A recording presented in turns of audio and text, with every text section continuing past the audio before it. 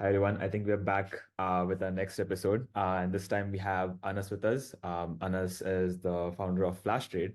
I'll let Anas quickly introduce himself and tell us more about him, and then we'll dive deeper into what this con was about.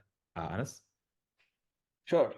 My name is Anas. I'm the founder of Flash Trade, which is an asset-backed margining exchange, and we are here to discover more about Flash Trade and talk what's in it.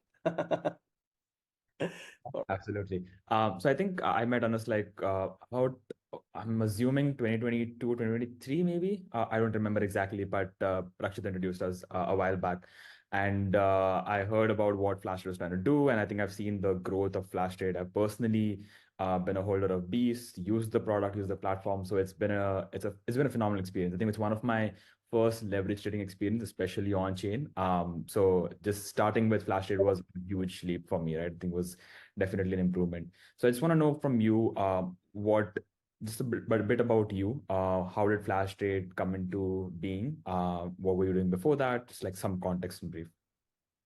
No, sure. Basically, before Flash Trade, we were building something called Investin, which was Solana's first decentralized hedge fund management protocol. And the idea of Flash Trade actually came from understanding the shortcomings in the industry when we were building Investin and the road bumps that we went through in the works of finding market makers to get on to use the clubs on Solana, and it was a very hard transition. And eventually we took the route of building something where we don't require any market makers. Anyone can become a market maker by providing liquidity on Flash Trade, since it's a pool to peer model, and all the fees that is generated from traders who trade on Flash would be given to, like, 70% of it would be given to these LPs, and we would quote it using Pets Oracle. So we won't have any slippage as well, which is also a very interesting, offering for traders, where, if you want to get filled with a position of $1 million itself on Flash, you won't get any slippage and you just get filled.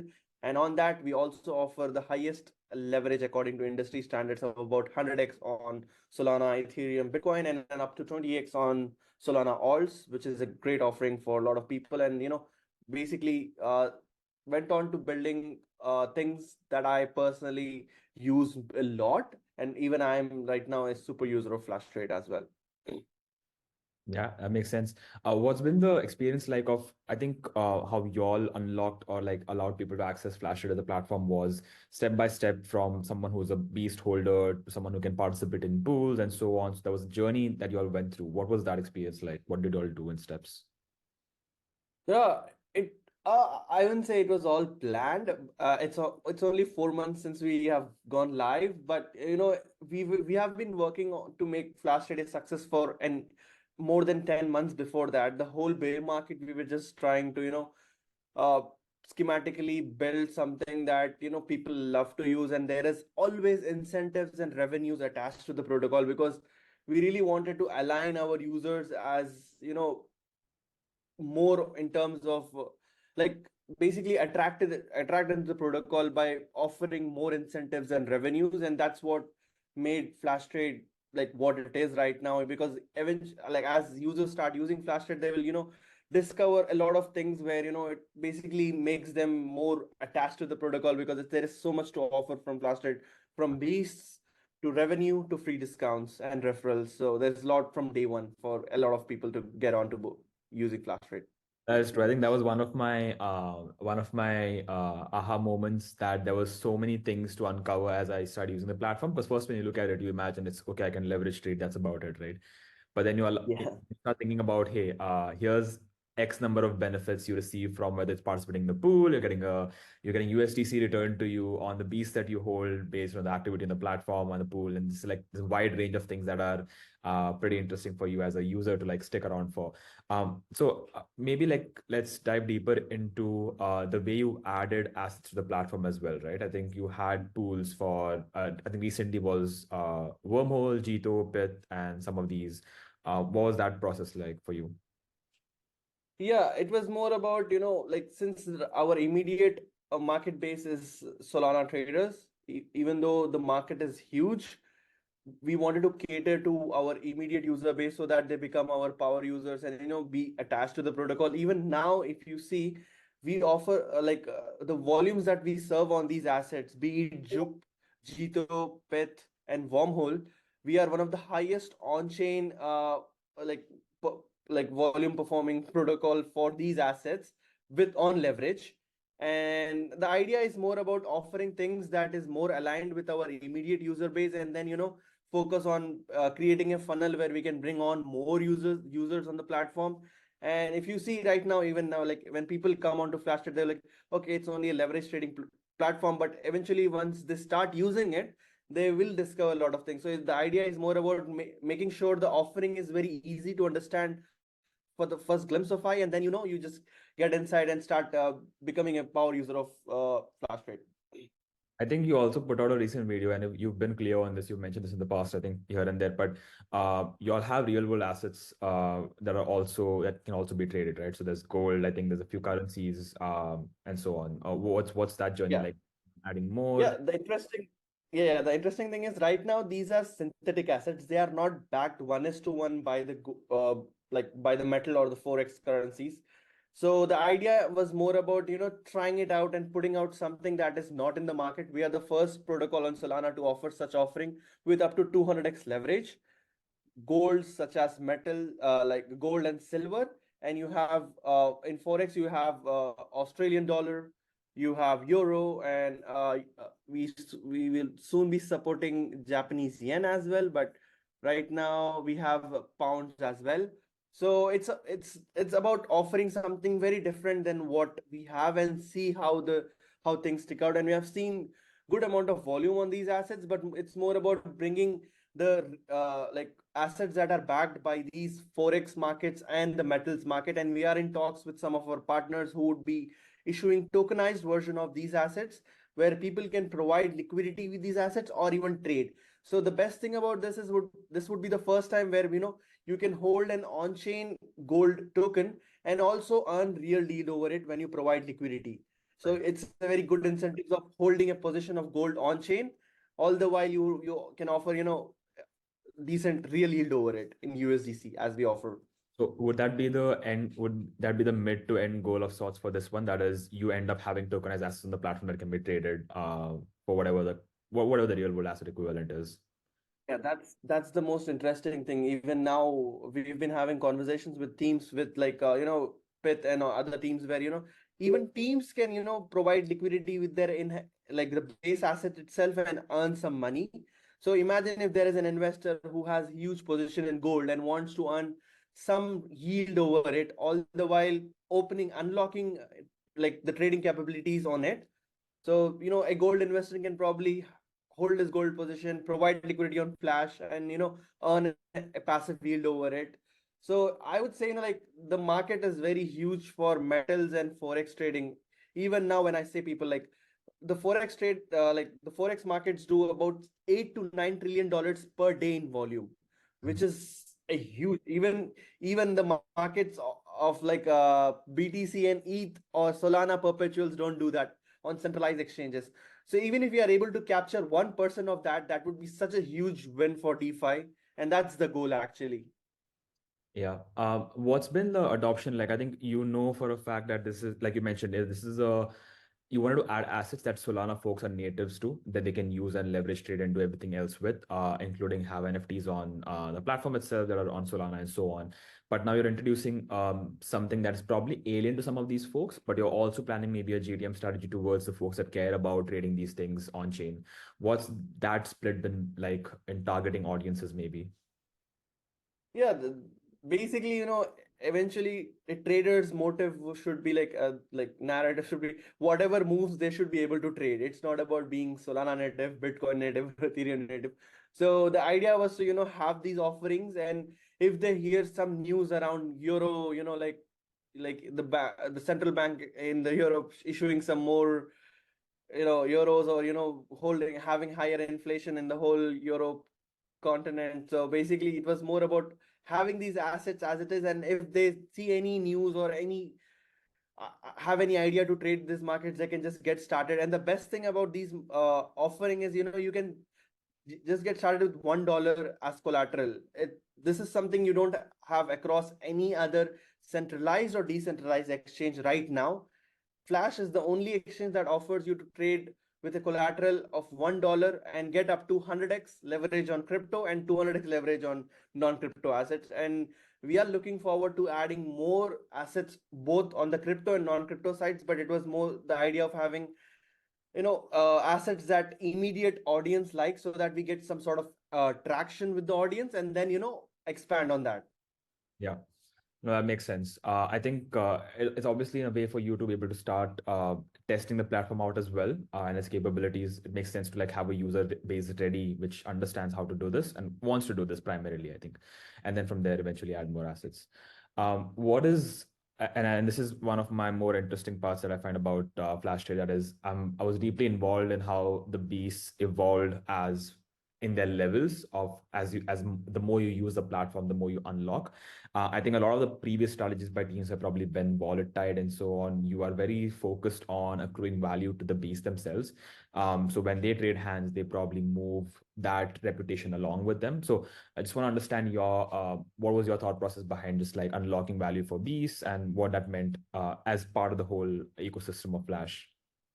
Yeah, it was more about showing the capabilities, what we can offer on chain. The best interesting thing about is these are trading accounts which have, as you said, reputation attached to them. And the best thing was these trading accounts are tradable again.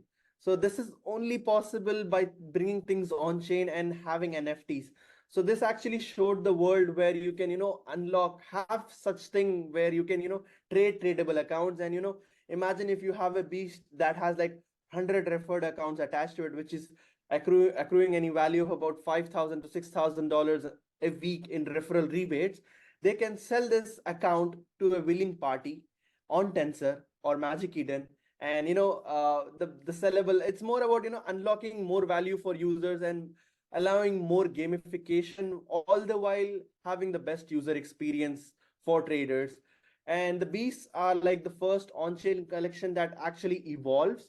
So basically all the metadata and all the on-chain, all the points data is stored on-chain, and anyone who's able to just read the Explorer, like be it Solana Explorer or SolScan, they can go and check everything depending on the referral rebates, the volume that they have done, even the yield that they have generated from their beast itself.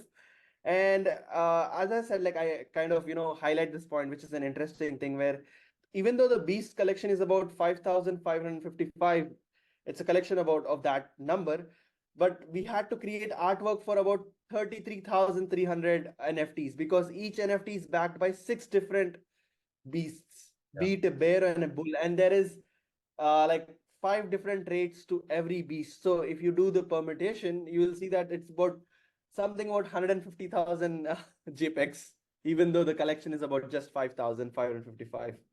That's insane. Yeah, I think the beast, especially, so one of the things that I want to do on this show is highlight some of the more interesting ways folks have gone from building a product to marketing it in a way that's incentive driven, has alignment with the community, has a lot of things associated to it. And I think the beasts fit perfectly into this picture. And something I want to highlight that you all do regularly now on every week basis is find interesting ways to incentivize communities through the platform and not necessarily like a cash reward directly, which others would find more appealing. And I think 21 Bull Run, I saw a lot of these people doing NFT rewards, token rewards, and things like that. But you have something like, I think, Beast of the Week, where you have specific campaigns designed for rewarding people, whether that's, I think one of them was the referrals for that week go to the person who won the Beast of the Week reward. So I just want to know what that campaign strategy has been like so far. How's it been working for you? What are the things that you are getting people to do through these campaigns? Maybe that's helpful so far. Yeah, sure, sure. Basically, I really wanted to write a blog on this where where I wanted to cover, what the things that we have achieved with this very different initiative. Basically, Beast of the Week is an initiative where, any new user who lands on Flash Trade would be referred by these beasts. Okay. So initially, even though the new user who lands on Flash Trade, they won't understand it, but they would be the referred account for the Beast of the Week. And whatever fees that they generate on Flash, like depending on the level of the beast of the week, they get the referral rebates. And so far we have seen on an average, beast of the week earns about $3,000 a week if they are beast of the week. And eventually, if these referred accounts stick around, they will earn more. So there are accounts who have earned more than $30,000 to $45,000 from referral rebates. Wow. And yeah, so the interesting thing that we did is like it's more about rewarding people to do something. And as a platform, we want our community to be active and do something with the platform to show other members to join the community. So far we have done, right now the Beast of the Week, it requires Beast to put up a video short tutorial which explains what Flash Trade is about. A week previous, then we had a small trading competition where we asked, like, where we checked all the P&Ls of the beasts and gave Beast of the Week the guy who was with the highest P&L. And prior to that, we did where we asked our community members to write a long thread basically covering what flash trade is. And we have done a lot of interesting campaigns around, and people have so far been, it's so rewarding for them. It's like, even like they get to earn a passive yield, although they are earning yield from the beast itself, and if they are providing liquidity, they are earning from it. But it's more about giving more back to the community in terms of dollar, not about promises or even merch. I would say, like because it, like, everyone in this industry is to earn money, and Yeah. especially if DeFi is not able to cater that, I don't see us being live for more, like, for more longer years. So it's more about providing the maximum value in hard cash for our users is what we try to focus on. Yeah. No, that is true. I think a lot of this is very well documented and said that a lot of users evangelizing your product generally in crypto comes from the fact that they've made money from the platform. I think earning is one of the more powerful aspects of crypto because you get to like permissionlessly participate and do things for a protocol or generally as well. And I think Flashtrade solves this in like a bunch of other ways. You could have said that the platform is all you use to like earn capital, whether it is providing liquidity or using Beast or trading in itself, but you went one step forward and decided to say, hey, you get to contribute to the future of and the growth of Flash Trade and also like potentially get access to long-term capital from there. Yeah. I want to add one more interesting point is the beasts that we sold, like the NFT collection, we sold back in December on Tensor, and we raised about 1.2, something about 1.2 to 1.3 million dollars in Soul. And the idea, what we did is like there was no team allocation. Even as team, we bought in through whitelists, and it sold out very fastly. But so far we took that all money that was raised and put it back into the protocol. 1.2 million dollars is now about 1.4 because of the appreciation of the price, and all the fees that was generated from protocol liquidity is given back to the beast. And in this way, we have given about 55% of all the NFT mint raise that we raised. Like, we gave back about $700,000 to our beast holders, and looking forward to make it 100%. Yeah. And I also, eventually, we have a holders chat, and I kind of pop there and say that beast holders, we have promised that beast holders are like the seed, like they are the seed, they seeded the protocol, so they will eventually have an equity in the protocol as well. So I basically say, beast holders, if you don't onboard more traders, you are basically devaluing your equity in Flash. So Yeah. it's more about, people are more incentivized to shill Flash because it's like their equity value will come up if it's doing more volumes. And this has actually shown pretty well in terms of volumes that we are doing. We are frequently, you will see that we are like the second biggest exchange in terms of volume, almost behind Jupiter. And it's more about, scaling the TVL and bringing in more whales through other incentives. And I see it's a very possible thing to, replace the EVM aligned perpetuals exchanges and make Solana perpetual exchanges doing much more volume and having higher TVL as well. That's the No, for sure. I direction. think, and do you have thoughts on how people are valuing bees on marketplaces? I think people do have, of course, they're listed according to where they feel like the tier one, tier two, and level three bees are. But I'm assuming at some point, folks, the beast would accrue enough value for folks to go and look like, hey, what does this current beast hold in assets, or like how much USDC is sitting in this account? Yeah. Yep. Yep. Basically, I haven't checked out much into the price of the beast itself, but I've heard, like, in the chat they were saying it's like more like stable coin because overall the NFT market hasn't been doing well.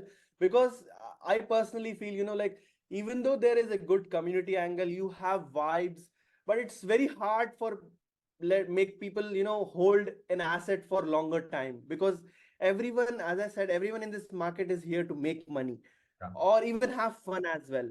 So we try to offer both of that, and more in the side of, sharing revenue and, aligning people. Because even in the real world as well, you will see, if if a company is doing well and, giving out well benefits to their shareholders, it eventually grows much faster. So yeah. That's right. I was gonna say that as well. I think Flasher has held up pretty well, and it's because I follow. I think I don't usually look at as many NFTs. I think there's only 3 or 4 I probably look at even on Solana. I think Lads is one of them. Beast is one of them. So if I go and type Tensor, the first two options that I get is Beast and Lads. But it's been holding up pretty well. I think there's generally an opportunity for folks to look at just the platform and be able to like participate and have skin in the game more than anything, or more than speculating on what the NFT in itself does. So that's great. What I want to wrap this up with probably is if you want to take some time and highlight things folks can do immediately, something that's coming up in the pipeline for Flash Trade in itself, anything that would be of, yeah, something you want to highlight probably. Yeah, the most interesting thing that we are working on is adding meme coins to trade on leverage. So it's I was someone who's more against the idea of the whole meme coin thing, because it's a zero sum game. It's like the one who come in first and get out the first basically wins.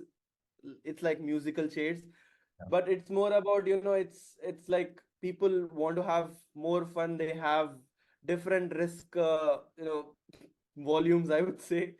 So we are gonna add some interesting meme coins and, allow people to trade with leverage. And this is a very novel product. This hasn't been done till now, because no one would provide liquidity for a meme coin. So we have made sure some interesting market making modules are in place to allow thick liquidity to trade on leverage, be it long or short, the certain meme coins that we add on Flash Trade.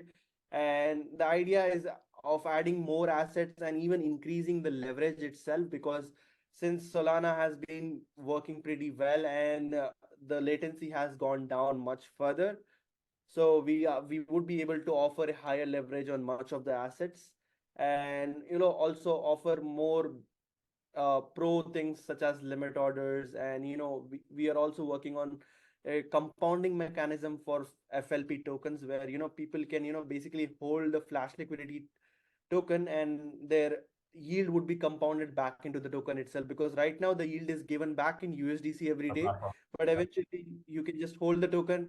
You can even take margin against that token on the existing protocols such as Camino, MarginFi, even the Mango Boost. So that is the idea. And the idea is to, we haven't partnered with much any protocol as such till now. So the idea is to, open up the gates and kind of align other protocols and maximize the benefit for the protocol and the partnering protocol itself.